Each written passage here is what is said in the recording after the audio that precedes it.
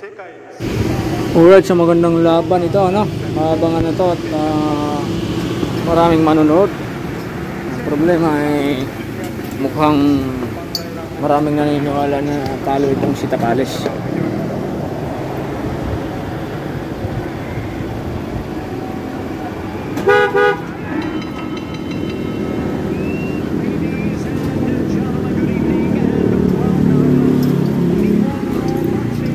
Yan po ang introduction, ang simula ng laban.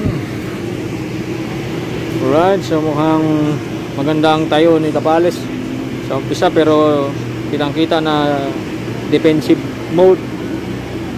Hindi siya nagpapakawalan na suntok. Yan, jab, jab. Bago kinakalkula siya at sinusukat ni Naoya. Yan.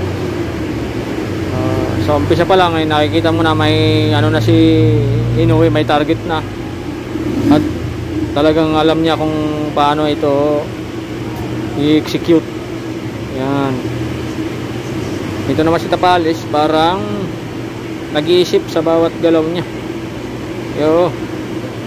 Ayan, oh. Hindi niya maibato kung ano ang ibabato niya.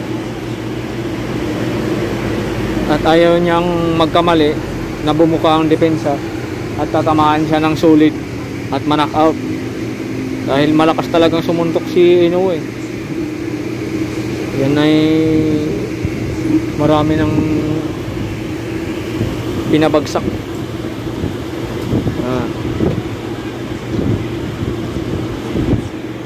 Dito ay medyo nakakasabay-sabay pa kante si Tapales.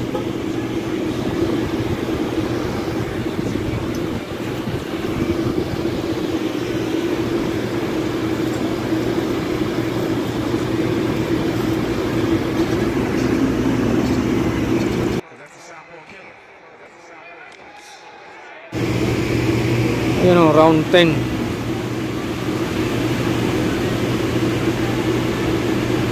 So,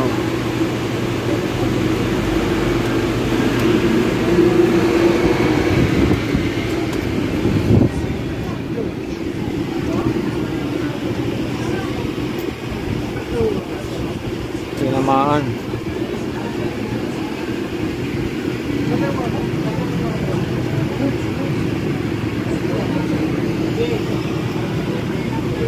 Walang kakapa-kapa si ano, Inoue.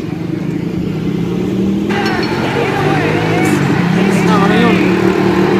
Bigla namang bumagsak.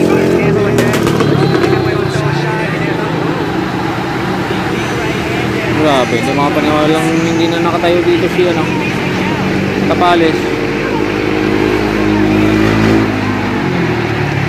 Hindi naman kalakasan yung tuntok ng yun.